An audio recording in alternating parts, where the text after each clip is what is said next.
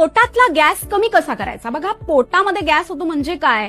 तर अपान वायू. आपल्या शरीरात 5 प्रकारचे वायू आहेत. त्याचं काम काय आहे की मूत्र बाहेर काढणं, मल बाहेर काढणं, पिरियड्स रेग्युलर येणं. तर या वायूमध्ये बिघाड झाला, खरा तो खालच्या बाजूने बाहेर यायला पाहिजे.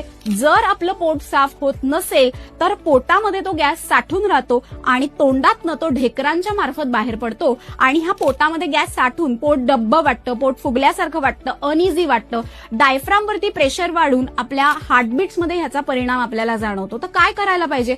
पोट डब्बं होऊ नये म्हणून सगळ्यात पहिले काळजी घ्यायची की आपल्याला आहारावरती नियंत्रण ठेवायचंय की तुम्ही एवढं खात असाल तर एवढं खा, म्हणजे थोडंसं आहाराचं प्रमाण कमी करायचं. दुसरी महत्वाची गोष्ट म्हणजे पोटाला बाहेरनं तेल लावून गरम पाण्याच्या पिशवीचा शेक द्यायचा आहे. तिसरी महत्वाची गोष्ट म्हणजे पोट रोज साफ झालंच पाहिजे, याकडे लक्ष द्यायचंय.